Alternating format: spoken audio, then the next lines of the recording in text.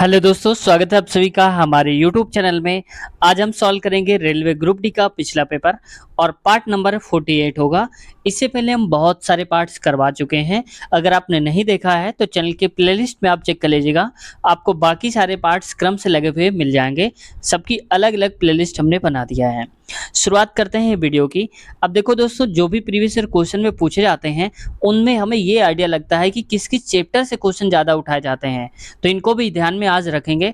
तो अगर आप शुरू से लेकर अंत तक इस वीडियो को देख लेते हैं बिना स्किप किए तो बहुत कुछ आज आप सीखने वाले हैं। शुरुआत करते हैं वीडियो की। लेकिन दोस्तों, अब तक चैनल पर नए हैं और चैनल को सब्सक्राइब नहीं किया है तो आपसे रिक्वेस्ट है चैनल को सब्सक्राइब कर लीजिए और बेल आइकन दबा लीजिए, ताकि जब भी हम वीडियो अपलोड करें आपके पास नोटिफिकेशन पहुंच जाए और आप आसानी से उसको देख सकें। चलिए चलते हैं पहला क्वेश्चन की तरफ।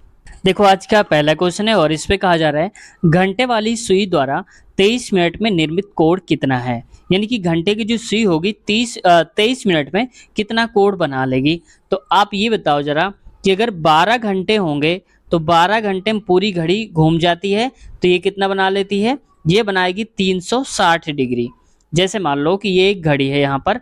अब घड़ी की सुई यहाँ से चली और यहाँ से घूमते घूमते ऐसे घूम घूम करके फिर यहाँ पर आ जाएगी घंटे की। तो कितने घंटे हो जाएंगे, 12 घंटे। और ये कोण कितना हो जाएगा, पूरा 360। तो वही मैंने बताया है आपको। मैं इसको हटा देता हूँ फिर आपको बताता हूँ, ठीक है। तो देखो, इसमें से तो 12 की वैल्यू हो गई 360, तो एक की वैल्यू क्या हो जाएगी, यानी कि एक घंटे में बनाएगा 30 डिग्री का कोण। अब एक घंटे में अगर सुई बनाती घंटे वाली 30 डिग्री, तो आधे घंटे में कितना बनाएगी। या फिर ऐसे कर लो आप कि यहाँ पर एक घंटा है, एक घंटे को हम 60 से गुणा करेंगे तो 60 मिनट हो जाएगा। 60 मिनट में कितना बनाती है, 30 डिग्री।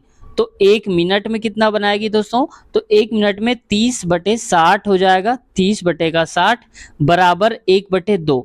यानी कि हर मिनट घंटे वाली सुई आधा कोण बनाती है। अब पूछा है 23 मिनट में, तो आप 23 से गुणा करा दो इधर, और इधर भी आप 23 से गुणा करा दो।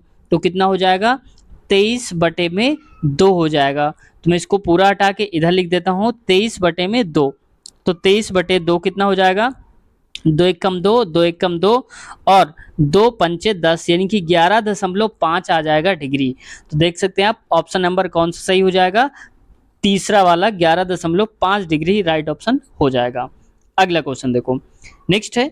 इसमें से कहा जा रहा है उस विकल्प का चयन करें जिसका पांचवें अक्षर समूह से वही संबंध है जो दूसरे अक्षर समूह का पहले वाले से है और चौथे अक्षर समूह का तीसरे वाले से है, ठीक है। अब कुल मिला के इसको मैं जूम करके बता देता हूँ। देखो, यहाँ पर कह रहा है इस्माइल को हम ऐसे लिखते हैं और मेस्ट को हम ऐसे लिखते हैं। तो लिखते कैसे हैं पहले हम ये देखें। तो देखो, अगर आप ध्यान से देखोगे तो यहाँ से इसका आगे वाला आप उठाओ तो SMILE लिखा है और इसका पीछे वाला उठाओ SMILE, मतलब इसी को उलट करके लिख दिया गया है। ठीक वैसे MAST ही है, तो यहाँ पर देखो MASTE पीछे की तरफ से चलो, तो ठीक वैसे उल्टा इसका करोगे तो उल्टा करोगे तो क्या आएगा, ये आ जाएगा। मैं इसको बता रहा हूँ इस वाले को, तो सबसे पहले आ जाएगा VR और इसके बाद आएगा AT और S हो जाएगा। तो सही उत्तर देख लो कहाँ पर लिखा है, ऑप्शन नंबर दूसरा वाले में लिखा हुआ है, ठीक है। ठीक वैसे ही करना था जैसे देख रखा था। अगले की तरफ बढ़ते हैं। अगला है, मैं इसको थोड़ा छोटा करता हूँ। बंगाल में सामाजिक धार्मिक सुधारों के प्रणेता राजा राम मोहन राय द्वारा इनमें से किसकी स्थापना की गई थी। तो ये आत्मीय सभा की स्थापना करी गई थी राजा राम मोहन राय द्वारा। ये कई बार पूछा भी जाता है। अच्छा, आपसे ये पूछना चाहता हूँ, ब्रह्म समाज की स्थापना किसने करी थी।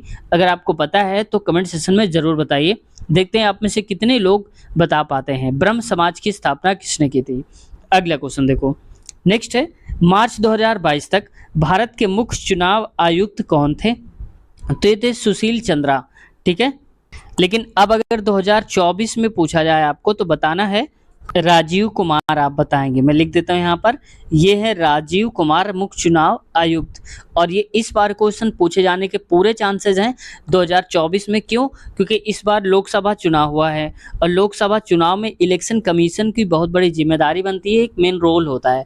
तो ये जरूर पूछा जाने के चांसेस हैं, तो इसलिए आप याद कर लो 2024 में कौन है, राजीव कुमार है। या ऐसे पूछा जा सकता है क्वेश्चन को घुमा करके कि 18वीं लोकसभा में यहाँ पर मुख्य चुनाव आयुक्त कौन थे? तो यहाँ पर राजीव कुमार, ऐसा भी पूछा जा सकता है। ठीक है, अगला क्वेश्चन देखो। नेक्स्ट क्वेश्चन है, कहा जा रहा है अजैव निम्नीकरणीय प्लास्टिकों से संबंधित निम्नलिखित में से 3 कथन जंतु, पादप और हमारे आसपास के वातावरण पर उनके प्रभाव को दर्शाते हैं। असंगत कथन का चयन कीजिए। तो देखो, यह मृदा की उर्वरा शक्ति को कम करते हैं, तो ये बात देखो यहाँ पर है, तो बिल्कुल सही है। अगर प्लास्टिक वाली चीजें हम यूज करेंगे, फेंकेंगे इधर उधर, तो हमारी उर्वरा शक्ति को कम कर देते हैं, ये सही है। जानवरों द्वारा खाए जाने पर घातक साबित हो सकते हैं, सही बात है, क्योंकि अगर कोई पॉलीथीन जानवर खा जाता है तो वो क्या होगा कि आगे डाइजेस्ट नहीं होगा और उसको प्रॉब्लम हो सकती है, बहुत ज़्यादा फंस सकता है वहाँ, तो ये भी सही है। अगला है, ये नालियों को जाम कर देते हैं, बिल्कुल सही है। अगर प्लास्टिक वगैरह थैलियाँ, पन्नी जो होती हैं वो नालियों में जाम हो जाती हैं, ब्लॉकेज हो जाता है, तो ये बात भी सही है। जबकि चौथा कह रहा है प्लास्टिक के थैले टिकाऊ होते हैं। अरे भाई, टिकाऊ तो फिर बहुत सारी चीज़ें होती हैं, तो ये टिकाऊ जो है ये गलत है। टिकाऊ नहीं होते, फट भी सकते हैं और जल भी सकते हैं बहुत जल्दी ही, तो खराब हो सकते हैं, ऐसा भी है। तो ये गलत है क्योंकि इसका कोई यूज नहीं देख रखा है। बाकी सारे के सारे क्या हैं, इसके बारे में बता रहे हैं, जबकि ये नहीं बता रहा, इसकी अच्छाई नहीं बता रहा। अगला क्वेश्चन देखो। नेक्स्ट क्वेश्चन है, कुसुम, शीशम, खैर, अर्जुन और सहतूत किस प्रकार के वनस्पति के प्रमुख वृक्ष हैं? तो ये उष्णकटिबंधीय पर्णपाती वन हैं, याद रखना। थोड़ा जहाँ पर उष्णकटिबंधीय होते हैं वहाँ पर ये सारे के सारे होते हैं पौधे। अगला question, a metallic wire having resistivity P या रो मान लो is cut into 4 equal parts, the resistivity of each part is. कहा जा रहा है एक धात्विक तार जो है उसकी प्रतिरोधकता रो है और इसको 4 अलग अलग पार्ट में काटा गया। जैसे देख लो, एक ये तार है, इसको काट दिया 1 2 3, ऐसे से एक पार्ट में काटा गया। ये एक पार्ट ये है, इसमें काट दिया गया। तो काटने पर इनकी जो प्रतिरोधकता होगी वो सभी प्रतिरोध की क्या हो जाएगी? तो प्रतिरोधकता में कोई प्रभाव नहीं पड़ेगा, प्रतिरोधकता उनकी रो ही रहेगी, सभी की रो रहेगी, कोई प्रभाव नहीं पड़ेगा इनका। समझ गए आप? तो यहाँ पर हो जाएगा ऑप्शन नंबर दूसरा राइट ऑप्शन है। ठीक है, लेकिन इसी में एक चीज और पूछा जाता है कि जो इसका रेजिस्टेंस है उसमें क्या प्रभाव पड़ेगा अगर इसकी लंबाई को चौथाई कर दिया जाए। जैसे मान लो कि L है, उसको L/4 कर दिया जाए तो इसके प्रतिरोध पर क्या प्रभाव पड़ेगा? तो देखो, फार्मूला होता है एक R बराबर रो को मैं हटा देता हूँ, L/A। अब बताओ, ये L/में है, पहले L था, अब L/4 हो गया है। ठीक है, ऐसे करके तो अब प्रतिरोधकता उसका 1/4 हो जाता। अगर हम लंबाई को कम करेंगे तो उसका प्रतिरोध भी कम हो जाएगा, लेकिन प्रतिरोधकता की अगर बात करी जाए तो उसका कोई प्रभाव नहीं पड़ेगा। उसको चाहे जितने टुकड़ों में कर दो, सबकी प्रतिरोधकता सेम रहेगी। क्या चेंज होगा? प्रतिरोध चेंज हो जाएगा लंबाई बढ़ाने या घटाने पर। अगला क्वेश्चन देखो। अगला क्वेश्चन 0.4747 और ऐसे करके लिखा है को तुल्य भिन्न के रूप में निरूपित कीजिए। तो देखो, जब कोई डिजिट रिपीट होता है बार बार तो हम उसको लिख देते हैं उसके ऊपर बार। जैसे देखो 0.47, ये तो रिपीट हो रहा है बार बार, 4747, तो यहाँ पर ऊपर बार लगा दो। इसको कह रहा है कि इसको भिन्न में बदलो। तो देखो, सबसे पहले जो लिखा होता है पॉइंट हटा के पूरा लिख दो, तो ये हो जाएगा 47। अब यहाँ पर कुछ दिया नहीं इसलिए इसको रहने दो और नीचे लगा दो आप डिवाइड। अब जितने डिजिट के ऊपर ये बार लगा है उतनी बार 9 लिख दो। तो कितने डिजिट के ऊपर है? 2 बार। देखो 4 और 9, तो 2 बार लिखा है, तो यहाँ पर 2 बार 9 लिख दो आप। तो सही उत्तर हमारा क्या हो जाएगा? 47/99। तो ऑप्शन नंबर दूसरा ही राइट ऑप्शन हो जाएगा, 47/99। समझ गया आप? अगला क्वेश्चन देखो। नेक्स्ट क्वेश्चन है और इस पे कहा जा रहा है 7 गिफ्ट बॉक्स XYZ और ABCD ऐसे करके दिए हैं। अब इसमें एक सीधी पंक्ति में एक दूसरे के बगल में उत्तर की ओर मुख करके रखे गए हैं, किंतु उनका इसी क्रम में होना अनिवार्य नहीं है। यानी कि जैसे XYZ AB दिया है तो जरूर नहीं कि इसी क्रम में रखा हो, इधर उधर भी हो सकते हैं। अब इसको हम जैसे जैसे बोला जा रहा है वैसा ही हम करते जाते हैं। तो कितने हैं? 7 गिफ्ट। तो मैं 7 जगह बना लेता हूँ पहले यहाँ पर, ऐसे 1 2 3 4 5 6 और ये 7। अब देखो कह रहा है, अब ऐसे क्वेश्चन में आप ये देखा करो कि सबसे किनारे वाला अगर हमें पता चल जाएगा तो हम आसानी हो जाती है हमको बनाने में। तो किनारे वाला अगर कोई दिया है तो देख लेते हैं, नहीं है तो कोई बात नहीं। तो नहीं दिया है कि बाएं तरफ दाएं तरफ कुछ नहीं है, तो जब ऐसा होता है तो हम फिक्स नहीं कर पाते कि कौन सा कहाँ पर होगा। तो इसको बिना लाइन के आप बनाया करिए। मैंने तो लाइन बना दिया दिखाने के लिए, लेकिन अब यहाँ से देखो कह रहा है कि y को b के दाईं ओर ठीक बगल में रखा गया है। यानी कि ये अगर y है तो इसके दाहिनी तरफ देखो ये y है तो b यहाँ पर होगा, क्योंकि b के दाहिनी तरफ कौन है, y दिया है, ठीक बगल में ही तो दिया है y, यानी कि b का दाहिना हो जाएगा y, ये बोला जा रहा है। अगला है x को d और a दोनों के बीच ठीक बगल में रखा गया है, तो अभी यहाँ से हम पता नहीं लगा सकते हैं। अब y का संबंध कहीं दिया है क्या, तो कह रहा है y और c को एक दूसरे के ठीक बगल में रखा गया है, तो यहाँ से देखो हमें c पता चल गया, तो ये हो गया c। अब जैसे c हमें पता चला तो यहाँ से आगे हम देखते हैं c को z के बाईं ओर ठीक बगल में रखा गया है, तो z के बाईं ओर, तो z यहाँ पर होगा, तो z के ठीक बाईं ओर कौन हो गया, c हो गया। इतनी बात क्लियर हो गई। अब आगे देखो यहाँ पर कोई संबंध निकल रहा है क्या, कहाँ से ये निकल रहा है, कौन सा, b को x के दाहिनी ओर दूसरे स्थान पर रखा गया है, तो b को रखा है x के दाहिनी ओर दूसरे स्थान पर, तो देखो एक ये होगा एक यहाँ पर होगा। तो अगर मान लेता हूं मैं कि यहाँ पर x लिखा हुआ है, ये मान लो कि x लिखा हुआ है, x के दाहिनी तरफ 1 और 2 दूसरे स्थान पर b आ गया है, ठीक है। अब कह रहा है x को d और a दोनों के ठीक बगल में रखा गया है, तो d और a, तो यहाँ पर तो हो जाएगा देखो a और यहाँ पर हो जाएगा d, ठीक है। अब क्वेश्चन में क्या पूछा जा रहा है, इसमें क्वेश्चन में कह रहा है कौन सा गिफ्ट बॉक्स में रखा गया है पंक्ति के दाएं सिरे पर, तो टोटल देख लो पहले कितने थे, 7 थे, तो ए 3 3 6 1 7 हो गए टोटल हमारे। तो पंक्ति की दाहिनी तरफ मतलब इधर, इधर कौन है, जेड है, तो ऑप्शन क्या हो जाएगा, जेड, यानी कि तीसरा वाला करेक्ट ऑप्शन हो जाएगा। अगला क्वेश्चन है उस संख्या का चयन करें जो निम्नलिखित श्रेणी में प्रश्न चिन्ह के स्थान पर आएगी। तो इसको मैं थोड़ा सा जूम करता हूं ऐसे करके। अब देखो यहाँ पर 2 से हो गया है 14, 14 से 70 और फिर ऐसे हो गया है, तो 2 से अगर 14 हुआ है तो मैं इसको थोड़ा बड़ा लिख देता हूँ, 2 14 70 और ये है 210। अब देखो 2 से अगर 14 हुआ है तो कितना बढ़ा, 7 गुना, यानी कि 7 से गुणा किया है। अगर 14 से 70 हुआ है तो गुणा 5 किया होगा हमने। अगर 70 से 210 हुआ है तो हमने कितना करा होगा, गुणे में 3 किया होगा। यानी कि देखो घट रहा है, पहले 7 फिर 5 और 3, और अब ये बताओ आगे क्या होगा, तो आप कहेंगे गुणे 1 होगा। तो अब 210 गुणे में 1 आप करेंगे तो कितना आएगा, ये 210 ही तो आएगा। तो सही उत्तर हमारा हो जाएगा तीसरा वाला 210 राइट ऑप्शन। अगला है वह छोटी छोटी प्राकृतिक संख्या ज्ञात कीजिए जिसे 1212 में जोड़ने पर प्राप्त संख्या पूर्ण वर्ग होगी।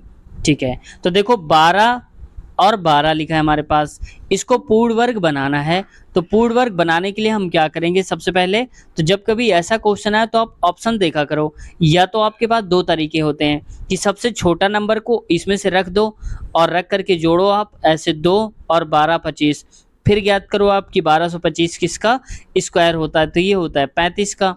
तो ऐसे तो आ जाएगा ऐसा उत्तर, क्योंकि सबसे छोटा यहीं पर है और ये वर्ग भी बन गया। अगर ये ना बनता तो इससे फिर हम बड़ा वाला नंबर लेते हैं, मतलब सबसे छोटे से आप शुरुआत किया करो, पहला मेथड। दूसरा मेथड है कि आपको कुछ नहीं देखना, ऑप्शन आप 1212 लिखा है उसके पेयर बना लो, भाग विधि से वर्गमूल निकालो आप। तो मैं कहूँगा ये 12 किसके आसपास है, तो 4 चौक 16 ज़्यादा हो जाएगा, तो 3 के वर्ग के आसपास है, तो 3 यहाँ भी लिखो प्लस 3 एक बार और जोड़ दो, 3 का स्क्वायर होता है 9, तो आप 9 लिखेंगे। 3 3 6 हो गया और 12 में से 9 गया तो आएगा 3, यहाँ हो जाएगा 312। समझ गया आप। अब इसके आगे देखो, अगर यहाँ पर हम रखते हैं 4, तो 4 रखने पर ये बन जाएगा 4 और इधर बन जाएगा 64, तो 64 करेंगे, 4 चौक 16, 4 छंग 24, 1 25, 256 बन जाएगा, तो भी यहाँ पर नहीं हो रहा। अगर हम यहाँ पर रखते हैं 5, क्योंकि अभी कम पड़ रहा है ना, अगर हम यहाँ पर रखते हैं 5 तो बन जाएगा, इसको मैं हटा देता हूँ यहाँ पर, और ये हो जाएगा 65। तो 65 गुणे 5 करेंगे तो 5 25, 5 6 का 30, 2 32 हो जाएगा। ये 325 है, मतलब अगर ये 312 325 बन जाता तो ये पूरा का पूरा आ जाता 35 का वर्ग हो जाता है। तो अब देखो 312 है और 325 चाहिए, तो 312 आप घटा दो इसमें से, तो हो जाएगा कितना आएगा यहाँ पर 3 और 2 में से 1 गया तो 1, यानी कि 13। यानी कि अगर 13 और मिल जाएगा तो आंसर हमारा पूरा आ जाएगा। तो ऑप्शन नंबर तीसरा ही सही उत्तर हो जाएगा, 13 वाला राइट ऑप्शन है। अगला क्वेश्चन देखो, ये करंट अफेयर का क्वेश्चन है, संतोष ट्रॉफी। अब देखो कई बार पूछा जा चुका है कि संतोष ट्रॉफी किस में दी जाती है, किस खेल से संबंधित है, तो संतोष ट्रॉफी हमेशा किससे संबंधित है, फुटबॉल से, ये भी आप याद रखना। अगला क्वेश्चन है, नीति आयोग राष्ट्रीय बहुआयामी निर्यात सूचकांक 2021 के अनुसार भारत का इनमें से कौन सा राज्य सबसे करीब है? तो बिहार राज्य सबसे करीब है। ठीक है। अब देखो यहाँ पर नीति का फुल फॉर्म पूछ लिया जाता है, national institute for transforming India. ये भी आप याद रखना, कई बार पूछा जा चुका है। अगला क्वेश्चन देखो, नेक्स्ट है डैश का रासायनिक नाम कैल्शियम सल्फेट हाइड्रेट है, तो इसको हम जिप्सम के नाम से भी जानते हैं, जिसका रासायनिक नाम कैल्शियम सल्फेट और हाइड्रेट है। अगला क्वेश्चन है, चक्रवात सेपा के आज 3 पीएम यानी कि शाम 3 बजे तक बालासोर तट पर टकराने की संभावना है। 11 एएम यानी कि सुबह 11 बजे से बालासोर में प्रक्षुब्ध समुद्र भारी वर्षा और तेज हवाएं चलने की संभावना है। बालासोर में 2 पीएम से 9 पीएम बजे तक विद्युत आपूर्ति प्रभावित रहने की भी संभावना है। एक चक्रवात आ रहा है सेपा नाम का, जो कि 3 बजे तक आएगा, टकराएगा किनारे पर, लेकिन 11 बजे से ही क्या हो जाएगा, भारी वर्षा होगी और तेज हवाएं चलेंगी, ऐसी संभावना व्यक्त करी जा रही है। और जो लाइट कटेगी वो 2 बजे से 9 बजे रात तक कटेगी। अब आते हैं निष्कर्ष में। निष्कर्ष क्या कह रहा है कि आज 3 बजे के बाद बालासोर में विद्युत कटौती हो सकती है। 3 बजे के बाद हो सकती है, बात सही, क्योंकि 2 बजे से 9 बजे तक तो रहेगी, तो 3 बजे के बाद भी विद्युत कटौती हो सकती है, ये बात सही है। दूसरा कह रहा है चक्रवात के गुजरने तक मछुआरों के लिए आज समुद्र में जाना असुरक्षित होगा। असुरक्षित होगा, बिल्कुल होगा, क्योंकि यहाँ पर कह रहा है भारी वर्षा होगी और तेज हवाएं चलेगी, और हवाओं में सबसे ज्यादा खतरा होता है नाव वगैरह को। तो यहाँ पर ये भी बात सही है। तभी तो भाई देखो सचेत करा जा रहा है ना सभी को कि भाई सावधान हो जाओ, इतने बजे से इतने तक वर्षा आंधी या तूफान आएगा, तो ये आपूर्ति नहीं हो पाएगी, तो ये बोला जा रहा है। तो दोनों सही है, पहला और दूसरा। तो हम कहेंगे ऑप्शन नंबर पहला सही उत्तर हो जाएगा। निष्कर्ष पहला और दूसरा दोनों ही पालन करते हैं। अगला क्वेश्चन है, देखो निम्नलिखित में से कौन सा विकल्प उस निकटतम लगभग मान को दर्शाता है जो निम्नलिखित समीकरण में प्रश्न चिन्ह के स्थान पर आएगा। देखो ऐसा क्वेश्चन देख करके आधे से ज्यादा लोग छोड़कर भाग जाते होंगे, क्योंकि कहेंगे देखो पॉइंट वाइंट लगा हुआ है। तो यहाँ पर ध्यान से क्वेश्चन को अगर देख लोगे तो यहाँ पर कह रहा है लगभग निकटतम मान को बताना है, पूरा पूरा नहीं बताना है। तो निकटतम मान का मतलब देखो मैं आपको समझा देता हूं, अगर पॉइंट के बाद है कोई नंबर तो उसको राउंड ऑफ करके लिखना है। जैसे देखो 0.52 लिखा है, तो अगर पॉइंट के बाद कोई 50 से बड़ा नंबर लिखा हुआ है तो उसको आप डायरेक्ट 1 माना करो, समझ गए। तो 26.52 को हम क्या लिखेंगे, 27 लिख सकते हैं, क्योंकि भाई देखो पॉइंट के बाद 52 है, 50 से ज़्यादा है, और गुणे में 3 और 3.89, तो 89 50 से ज़्यादा है, तो ये हो जाएगा 3.89 को लिखेंगे 4, तो ये हो गया 4 माइनस, और ये देखो 7 9 ये भी बड़ा है, तो इसको हम लिखेंगे 8 और गुणे में 2 प्लस 27 लिखा है। अब देखो पॉइंट के बाद 39 जो कि 50 से कम है, तो इसको केवल 27 लिखेंगे, पॉइंट वाले को हटा देंगे, समझ गए। अब इसका गुणा कराओ, 4 सत्ते 28, 4 दूनी 8, 2 10 यानी कि 110 हो जाएगा। 110 में से 16 ये लिखेंगे माइनस का 16 प्लस का 27। तो पहले तो आप चाहे जोड़ लो या फिर घटा लो, तो मैं एक बार प्लस प्लस को जोड़ लेता हूँ, तो 27 यहाँ लिख देता हूँ, इनको आप जोड़ लो, 8 7 15 हो जाएगा, और यहाँ पर आ जाएगा 2 1 3 135 हो जाएगा। अब 135 में 16 हटा दो, तो यहाँ लिख देता हूँ 135 में से 16 हटा दो, तो यहाँ पर देखो कितना आ जाएगा, ये 15 में 6 आएगा, तो ये आएगा 9, और 2 में से 1 गया तो 1 और 1 बचेगा, 119 आ जाएगा।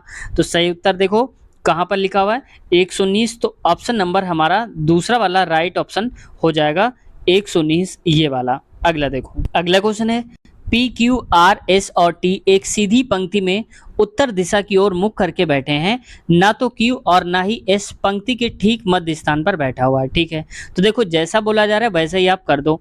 तो मान लो कि एक पंक्ति है, मैं लाइन बना लेता हूँ, कितने लोग हैं, 4 और 1 5 लोग हैं, तो 1 2 3 4 और ये हो गए 5 लोग हैं टोटल। अब देखो कह रहा है कि ना तो Q और ना ही S पंक्ति के ठीक मध्य में है, तो मतलब यहाँ और यहाँ पर ये नहीं बैठे होंगे कोई। ठीक है, मान लिया भाई।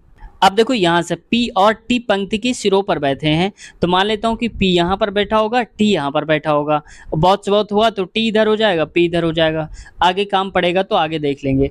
अब देखो P और T, अब इसके बाद कह रहा है R S के ठीक बगल में बैठा है। ठीक है भाई, तो यहाँ पर कह रहा है ना Q और ना ही S मध्य में बैठे, यानी कि ना तो यहाँ पर Q बैठेगा और ना ही यहाँ पर S बैठेगा। ठीक है। अब कह रहा है आर एस के ठीक बगल में बैठा है, तो एस यहाँ तो नहीं बैठेगा। मान लेता हूं मैं कि एस यहाँ पर बैठा होगा, तो एस के बगल में आर बैठा होगा। अब कौन बचेगा, तो यहाँ पर कौन सा बचा है, पी क्यू आर, तो पी क्यू बचा है, तो क्यू क्यू आप यहाँ कर दो। ठीक है।